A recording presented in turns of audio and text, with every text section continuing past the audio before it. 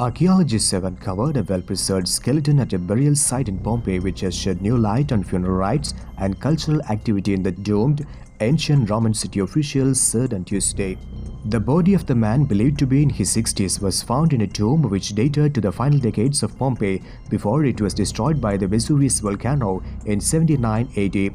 A commemorative inscription named the man as Marcus Venerius Secundio and made a reference to theatre performances at Pompeii in Greek, the first time archaeologists have found direct evidence of plays performed there in Greek as well as in Latin.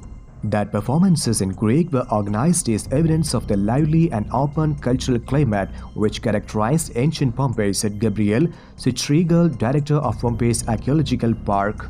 The park said in a statement that it was one of the best preserved skeletons ever found at the site and showed signs of partial mummification, with hair and an ear still evident on the skull.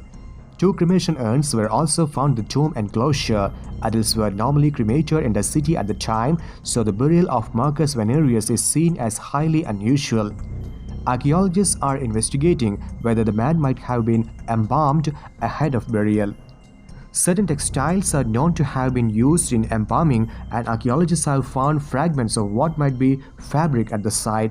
Marcus Venerius' name appears in another city archive which identified him as a public slave and a custodian of the Temple of Venus. He was later freed, and his imposing tomb suggests he had reached a certain social and economic status before his death.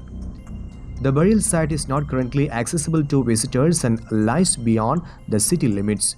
Pompeii officials said they were looking into how they could open the area to the public. Pompeii, 23 kilometers southeast of Naples, was home to about 13,000 people when the volcanic eruption buried it under ash, pumice pebbles and dust, freezing it in time. The site was not discovered until the 16th century, and organized excavations began around 1750. A recent burst of archaeological activity aimed at halting years of decay and neglect has enabled scholars to uncover areas that have previously remained buried under the volcanic debris.